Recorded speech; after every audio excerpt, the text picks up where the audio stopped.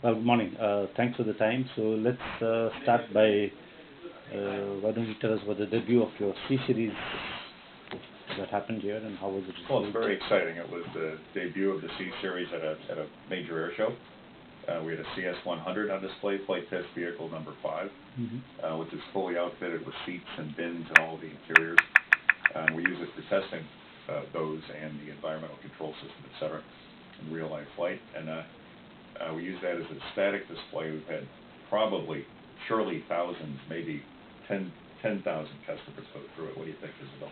If you counted all the traffic, what do you? Well, yes, quite many hundreds. Many hundreds, so it's For definitely sure. thousands. So I think I went in at least 100 times myself with customers. And we had many customers who came back several times to see it, bringing more of their colleagues. We were very excited, taking pictures. We had signed customers taking pictures of the interior and the laboratories and the bins so they could get their color schemes correct as they choose their interior components. So very well done, very exciting for everybody. And of course we had our CS-300 here also, which is a real flight test vehicle, no interior, no tours. We just flew it. So everybody got to see the exterior. Yeah. And it was quite nice that the air show authorities let us fly that first for the flying display at 1:30 every day. And it was quite popular, and the applause resounding from the Bombardier chalet was heard around the show for sure. Okay. Does the applause also reflect somewhere in the order book? Well, our order book is something everybody talks about. We have 243 firm orders, another approximately 400 commitments, LOIs, options, etc. Some of those are conditional purchase agreements. I think we're very conservative in how we count our orders. So we have others that maybe some of our competitors would say we're firm, but we're okay with where we're at. Our goal is 300 for EIS. We're going to make that. And of course, we want more. We will get more, but we're not a Boeing or Airbus. We don't get hundreds of aircraft orders at a time. We get 10s. 20 is a big order for us. Yeah. From which part of the world and what segment of the market has the demand come from? Well, we've got interest from all over the world. If you look at the order book we have customers in Europe, we have customers in Asia, we have customers in the Americas. And we're going to be growing that, and it's a kind of airplane that fits in a lot of markets. It doesn't fit just in one was designed that way. And as you know, we're sort of creating this market in 100 to 150 seat space that's not well served, never was well served. There was never a good airplane made in that category. Now we have not just a good one, but a great one, a highly efficient new technology aircraft that just beats anything near it. And I'm seeing interest from the customers who want to serve that market, and they can't find the economics that work with the smaller versions of the larger narrow bodies. Okay. Let's zoom into India. Have we seen any curiosity from India in this aircraft? Yes. We had the Minister of Transport of India, Mr. Raju, came through. I brought him on the tour myself. Quite a nice gentleman. And he brought about 10 people with him. Took him through the C Series. We showed him the Q400. He was very interested, and I think he appreciated our success in building an airplane of that caliber. Okay.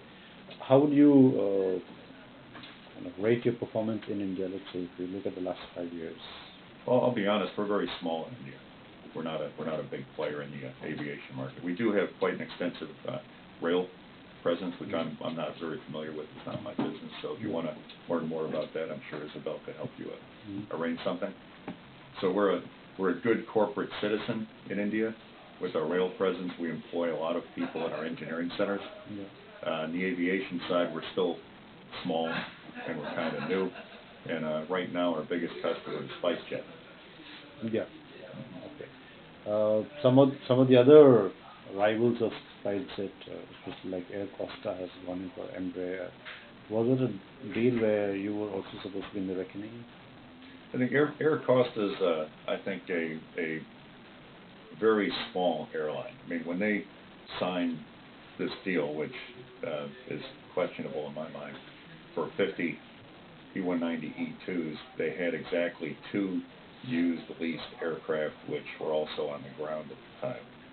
Since then, I think they've gotten those 2 airplanes going, and they've got a couple more used leased aircraft, but they have never bought a new airplane before.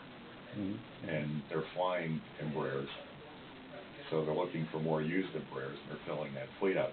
I think whether or not they will complete this and take delivery of these brand new airplanes sometime around 2020 is still an open question. And we did talk to them, but they weren't interested in C-Series at this point, again, because they have Embraers on lease. They're flying used Embraers. They have Embraer pilots. They're looking for more used Embraers. The new piece of that deal is quite a bit off into the future. So we're not going to give up trying to convince them that they can take our real airplane that exists today if it suits their route network. Who are the other, I mean, how big is the Indian market potentially for you? Well, it's huge. It's huge. India is, as you know, big country, lots of people, lots of difficult terrain, and our products are suited for that. And again, we're small now. SpiceJet has 15 Q400s. We need to grow that. We need to work with the new owner, Mr. Singh, who was here also. He came to do a signing on our Smart Parts agreement for his fleet. That was quite nice. We showed him the C-Series. He was impressed. It's not his thing now. He's focused on the 737 fleet and building up the queues. Our primary goal now is to make sure SpiceJet with Mr. Singh is absolutely successful. They make money, they grow their fleet, and through that alone, he could easily get to 50 Q400s. There's nothing in the way of that if we succeed with him to grow his fleet while we pursue other opportunities. I do not know whether Mr. Raju mentioned this to you yesterday, but when he came here, but the Indian government is quite focused on promoting regional airports. Yes. So, do you see a kind of segment of market growth being created there, which was not there earlier? And how Absolutely. do you plan to service that? Absolutely. That's why SpiceJet bought the airplanes in the first place, and the yield is quite good because it's underserved, and people want to fly from smaller places to smaller places directly, or smaller airports to larger airports directly, not making transits through various inconvenient stops. So there's a big market for that. The road infrastructure isn't as well as it is in some other locations that you don't have the trains. So a turboprop aircraft on a 1 hour, 1.5 hour flight leg, that's a great way to go. And the Q400 is a rugged, high utilization aircraft, and it suits the Indian market well. And we need to grow this with SpiceJet. That's the one we have in our hand as they fix their operations and move forward. Do you have a figure for like 10 years down the line how many aircraft Bombardier will be flying in India? As many as possible. You can't ask me for an operating commitment, but I'm hoping it's hundreds. Should be hundreds. 100? It should 10 be. years? Yeah, 10 years. Should be. Okay, so should be. Currently you're at 15, more or less, if you go with 5. Yeah, today's 2015. If you say 225, it's not at all. Given the size of the market and the rate of growth of the Indian economy, there's should be nothing preventing us getting to over 100 aircraft. Nothing except competition. Competition in ourselves. Yeah. So how do you plan to at least take care of the first one, the competition? Well, first one, we need to grow SpiceJet. I mean, that's got to be our focus. We have to take care of our customers. We have to make sure they're successful and grow with them. And I'm responsible for all of Asia. I see this every day. High growth economies drive high growth in the aviation sector. It's a known formula. You've seen the logarithmic chart, GDP, flights per capita. It's true. It works. Every country in the world follows that growth one way or the other.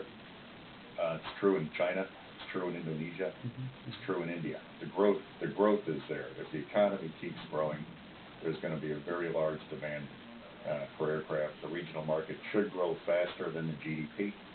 Should grow at least a few points. So Indian GDP under the new president is picking back up. If it grows 6-7% a year, regional flights should grow 10+% a year for a very long time.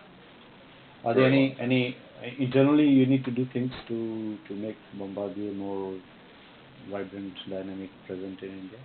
Yeah, it's all about people and infrastructure, and we of course always need to do more. More people is better. More infrastructure is better. More spare parts, more repair capability. we're very, very good at this around the world. We've done it many times. We've done it on the rail side. We've done it on the aviation side. And we have the right products, so we need to do more. Thank you very much. I like to.